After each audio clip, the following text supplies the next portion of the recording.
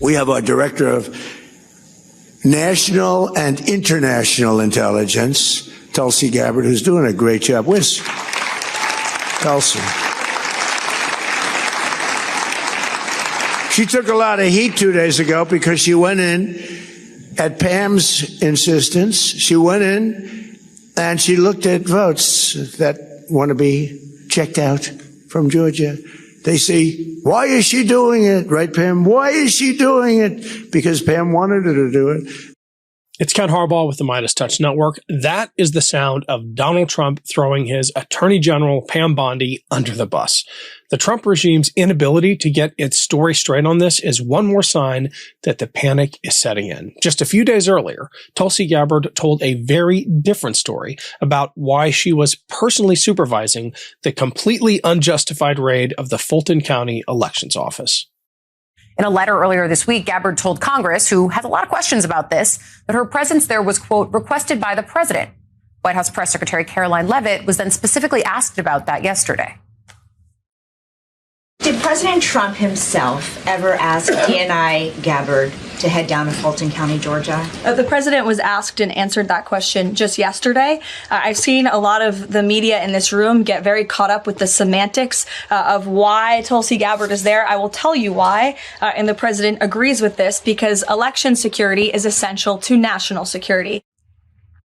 There is zero justification for the Director of National Intelligence being personally present at the raid of the Fulton County Elections Office. There's no justification for the raid at all. We'll get into that. But the fact that the most senior person in our entire intelligence establishment was there coordinating with the president, it confirms everything we've been warning about when it comes to the regime's plans to interfere with the upcoming elections. And that's what this is about. It's not just feeding Trump's conspiracy theories about his defeat to Joe Biden in 2020. It's about seeing how much they can get away with as the November midterms approach. Trump knows how bad it's going to be for him. If the House flips, Democrats will have the ability to conduct formal investigations with subpoena powers, and that means hearings and accountability. It is becoming increasingly clear that Trump's only way to avoid this is to cheat. And he's using every lever of power he can, including our intelligence community. I asked former covert CIA officer Alex Finley to join me to help unpack all this. Because of the nature of her work at the CIA, including on counter-intel issues, Alex uses a cover name. Here's our conversation. Alex, thanks so much for joining the show. I would love your perspective on the activities of our Director of National Intelligence, who, last time I checked, was supposed to be focusing most of her attention outward. I mean, we have the FBI and other agencies that handle domestic law enforcement and security within our borders. But now you have Tulsi Gabbard at the Fulton County Elections Office. You have her dismissing whistleblower complaints, and apparently in Puerto Rico, reports emerging back in May, again. Well, you tell me. It has to do with elections, though. Yeah. So Tulsi Gabbard, as the Director of National Intelligence, really is only supposed to have a sort of coordinating role across all of the intelligence agencies. The DNI itself does not have investigative. It doesn't do investigations. It doesn't do operations. It's all of the other agencies within the intelligence community do those things. The DNI is just there to make sure that nobody sort of steps on each other's toes and that everybody who should be coordinating is, and everybody has good information to be doing what they need to be doing.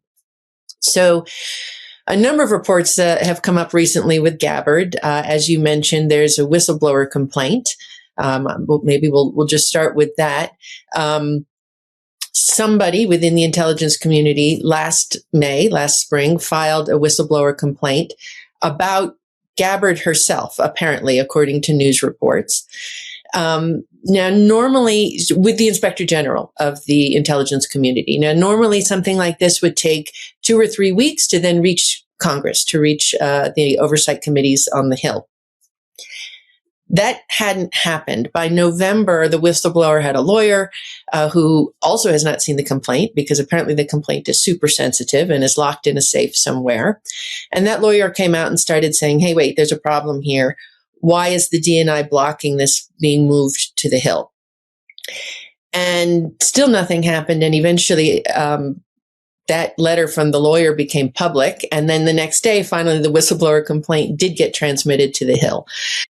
It's Ken Harbaugh with a quick break to tell you about something new. Battle Buddies is my latest weekly show where I try to find common ground with a conservative who I consider a true friend, David Bellavia, the only surviving Medal of Honor recipient from the war in Iraq.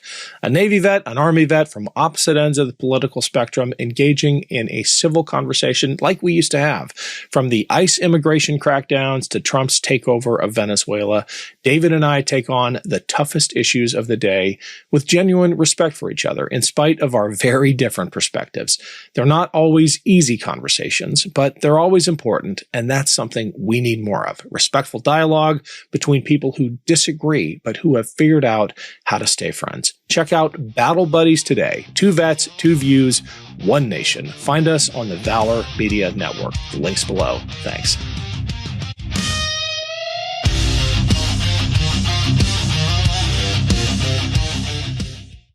All that we know about the whistleblower complaint is that it, one, has to do with restricted distribution of an intelligence report, allegedly for political reasons.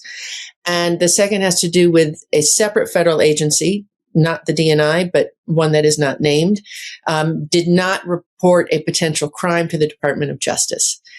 This is actually kind of quaint, given who runs the Department of Justice, because it's not very likely that Pam Bondi, our Attorney General, would investigate any potential crime by the Trump administration, particularly because this whistleblower complaint in question does deal possibly with executive privilege.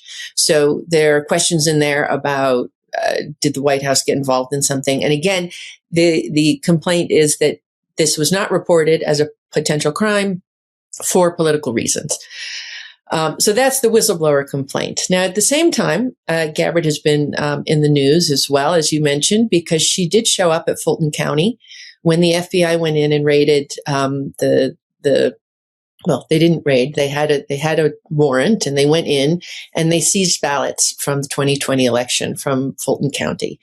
Now, as I said again, the DNI doesn't do anything domestic. As you said, they don't do investigations. They don't do operations. There doesn't really seem to be any reason for the DNI to be involved in this operation.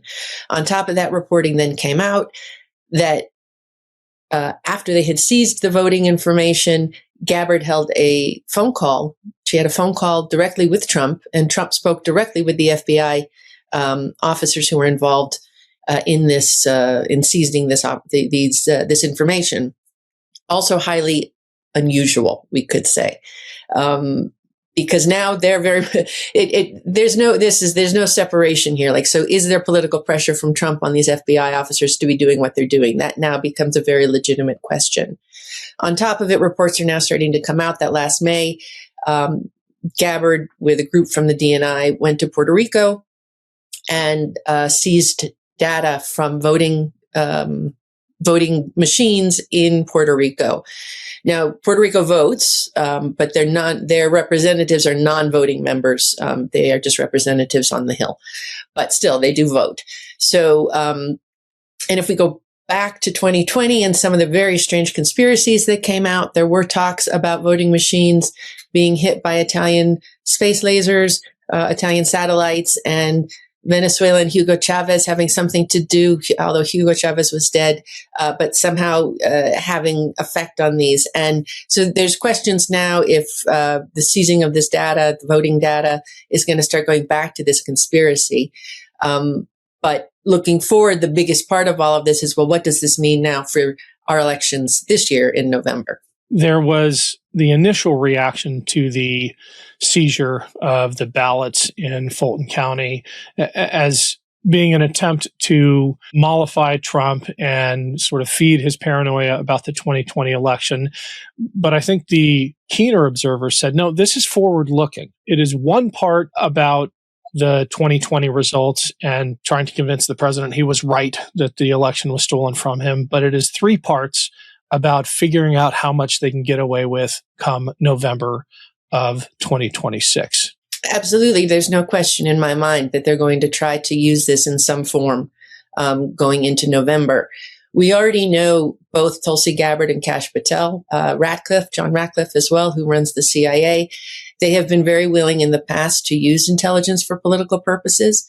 We now have this whistleblower complaint saying that the DNI did do something for political purposes. And so this is it. How will all of this be used? What kind of conspiracies will they conjure up? And how will they create this sort of messaging around all of this? But what's sort of more worrying now going into this is that they do control these levers. They control, putting National Guard out on the street or putting ICE out on the street. Trump himself has been talking about nationalizing elections, whatever that means. Now, it's very clear in the Constitution that our elections are run by the states. But perhaps there is a play here that they are trying to make to say, well, there was foreign interference. Therefore, it sounds okay that the DNI would be involved. Perhaps there was foreign interference in our election in 2020. Therefore, the intelligence community needs to be much more involved in our election. And in order to safeguard it, we need to cut out some of the state people and local people and bring in our more federal people. I don't know exactly what that will look like, but I think clearly that is the direction that they're trying to move in.